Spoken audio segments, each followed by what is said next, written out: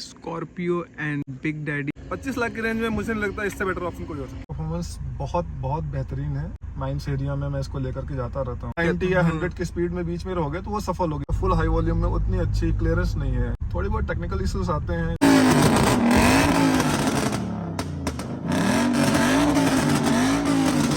So hello everybody, welcome back to my channel. So guys, आज मैं लाया आप सबके लिए Scorpio and ZL diesel automatic model है जो कि बिग डैडी लाया हूँ आप सबके लिए। इसका फेसलिफ्ट जब आया था तो इसी नाम से इसको लाया गया था कि बिग डैडी है, और लिटरली बिग लगती भी है। और प्रॉपर मैं आपको लाया हूँ जहाँ ये माइंस वगैरह में ही चलती है वहाँ के आपके लिए लाया हूँ ओनरशिप रिव्यू। और ये अप्रॉक्स 2 साल हो चुके हैं इस गाड़ी को, और ड्रिवन है ये 37,000 किलोमीटर्स। तो आज मिला उसके लिए इसकी ओनरशिप रिव्यू। तो आज है हमारे साथ इस गाड़ी के ओनर रविंद्र पाठक।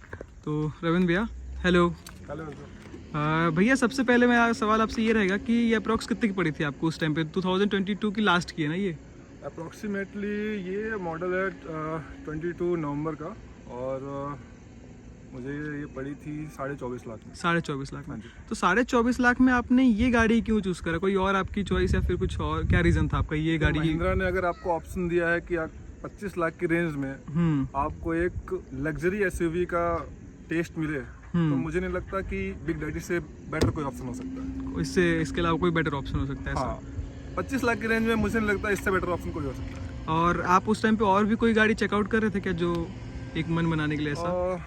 एक्चुअली मेरा मन फॉर्च्यूनर लेने का था, बट मैं सडनली एक दिन महिंद्रा के शोरूम में गया हुआ था और मैंने इसकी टेस्ट ड्राइव ली, इसके फीचर्स देखे, ग्राउंड क्लियरेंस और लुक आप देख सकते हैं अपने सामने, गाड़ी की हाइट आप देख सकते हैं। तो मुझे नहीं लगता कि 25 लाख की रेंज में इससे अच्छी एसयूवी मिल सकती है आपको। स्कॉर्पियो का एक्चुअली मुझे पहले कोई ऐसा एक्सपीरियंस नहीं था। मेरा मूड फॉर्च्यूनर लेने का था, मतलब मैं गया हुआ था सडनली किसी और काम से। मैंने इस गाड़ी को देखा, इसकी टेस्ट ड्राइव ली और मुझे ये अच्छी लगी, मैंने ले लिया इसे। ठीक है। तो गाइज, ये थे भैया कि ये रीज़न थे स्कॉर्पियो वैन चूज़ करने के। बाकी बातें अंदर जज करते हैं, चलो। सो गाइज, अभी मैं आ गया हूँ गाड़ी के अंदर, और जैसा कि आप सब देख सकते हो ब्लैक और ब्राउनिश टाइप का इंटीरियर दिया हुआ है, डुअल टोन इंटीरियर। और टॉप मॉडल है तो इंटीरियर इसका काफ़ी अच्छा लग रहा है और प्रॉपर एसयूवी जैसा बैठने में फील भी आ रहा है। तो सबसे पहले बात करते हैं इसके इंजन के बारे में। तो इसमें जो आपको कंपनी प्रोवाइड कर रही है एमहॉक CRDI इंजन, जो कि 2198 सीसी का इंजन है, जो पावर प्रोड्यूस करता है 172.45 bhp का, और टॉर्क प्रोड्यूस करता है 400 Nm का। 4 सिलेंडर इंजन है, 6 स्पीड गियर बॉक्स का आता है, और ये ऑटोमेटिक है।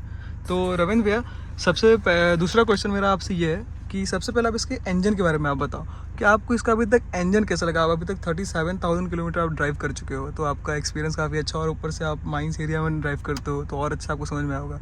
पावर के बारे में बताओ, हाईवे का, लोकल का।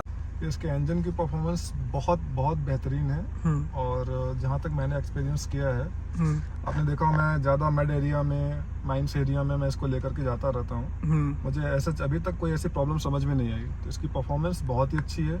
हाईवेज की बात करें, स्पीड परफॉर्मेंस बहुत अच्छी है, पिकअप बहुत अच्छा है। मतलब इंजन से आप पूरी तरीके से सेटिस्फाइड हो आप? हाँ, इंजन बहुत पावरफुल है, बहुत सेटिस्फाइड है इसका। अच्छा, इंजन का इसका बात करें तो जैसे हाई स्पीडिंग में आपको कोई प्रॉब्लम आती है क्या?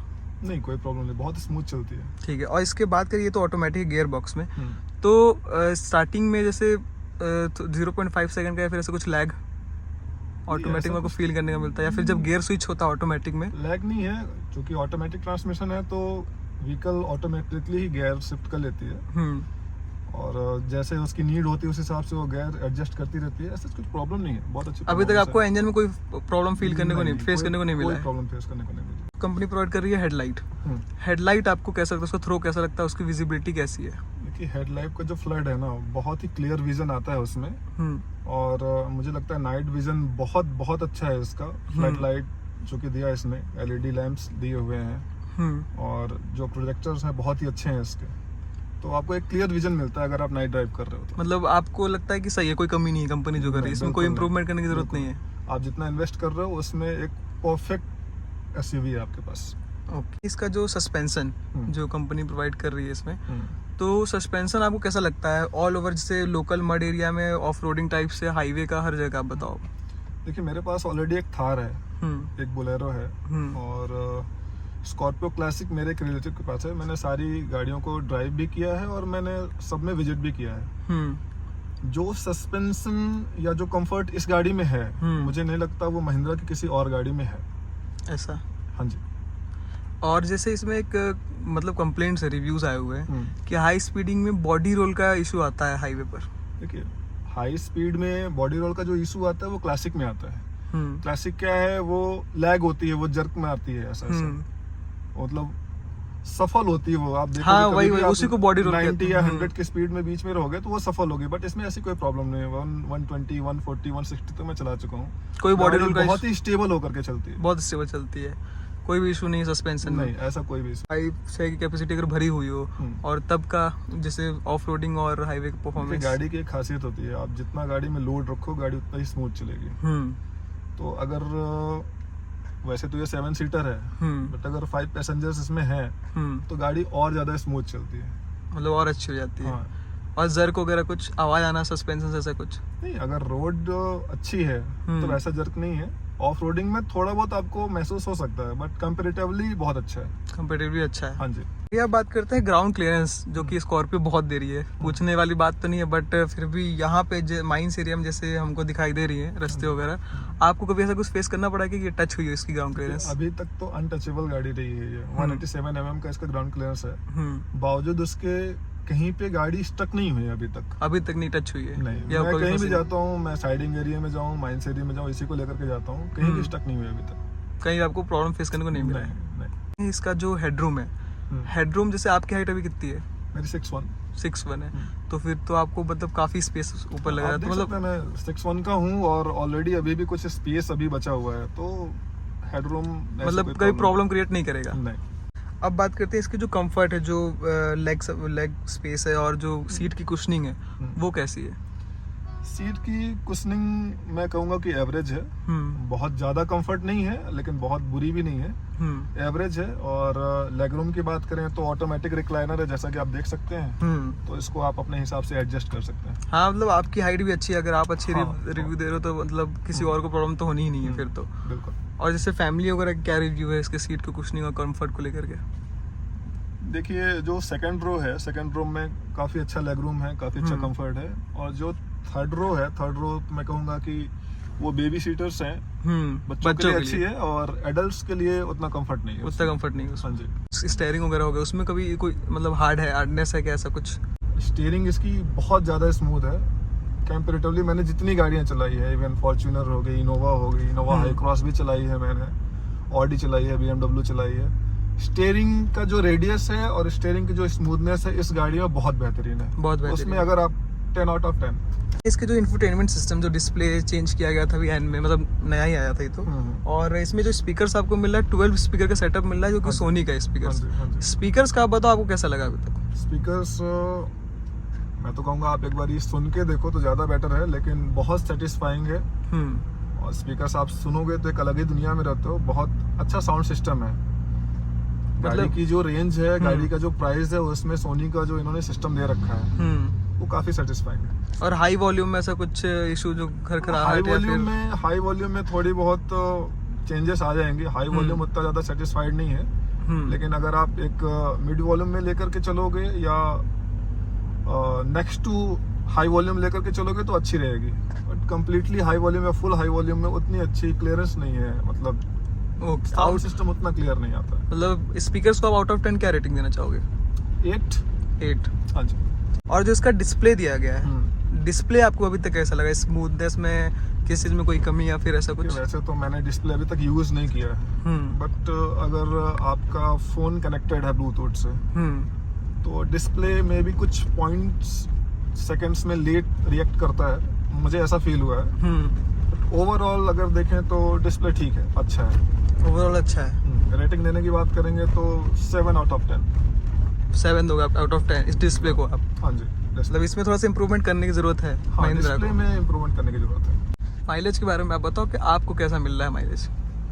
देखिए, मैंने जैसा कि बताया आपको, ये ड्राइवर पर डिपेंड करता है कि आपको माइलेज कैसे निकाल सकते हैं आप गाड़ी से। अगर आप गाड़ी को स्मूथली ड्राइव करोगे, ज़्यादा हार्श नहीं करोगे, रश नहीं करोगे, तो गाड़ी बहुत अच्छा एवरेज देती है। मुझे जहाँ तक मिला है अभी तक 12 का मैं एवरेज लोकल में 12 किलोमीटर पर लीटर में निकाल लेता हूँ लोकल्स में ही। अगर आप हाईवेज पे जा रहे हो तो मे भी 1-2 किलोमीटर ये बढ़ जाते हैं मैक्सिमम। मतलब 14-15 एक्स कर लो ऐसा। माइंस एरिया में जहाँ पे रफ ड्राइविंग होती है वहाँ पे ये 8 से 10 के बीच में माइलेज देती है। 8 से 10, ऊपर से ऑटोमेटिक भी है। हाँ ऑटोमेटिक है तो थोड़ा डीजल कंजप्शन ज़्यादा बढ़ जाता है इसका। जैसे अगर कोई मैनुअल ले तो एक्सपेक्ट कर सकता है कि हाँ, 1-2 ऊपर नीचे हो सकता है। कंपैरेटिवली मैनुअल जो ट्रांसमिशन होता है उसकी माइलेज इससे अच्छी होती है, ऑटोमेटिक से अच्छी होती है। ये नेगेटिव पॉइंट्स आपको इंटीरियर में इसके ऐसा कुछ आ रहा हो?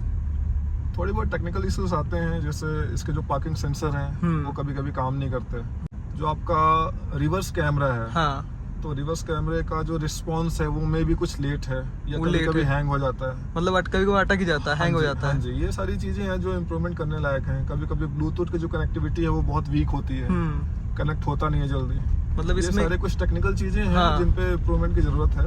मतलब टेक्नोलॉजी में काम कर रही है महिंद्रा, बट थोड़ा सा प्रॉब्लम्स आ रही हैं। बिल्कुल। जो महिंद्रा और टाटा तो हमारा सबसे फर्स्ट चॉइस रहता है इस चीज़ में। सेफ्टी रेटिंग इसकी जो एनकैप में रेटिंग आ रही है 5 स्टार की रेटिंग आ रही है एडल्ट्स की, और चाइल्ड की 3 स्टार की आ रही है। तो आपने क्या इस चीज़ को ध्यान दिया था उस टाइम पे? बिल्कुल, सेफ्टी की जो रेटिंग है बहुत इंपॉर्टेंट है किसी भी ट्रैवलर के लिए।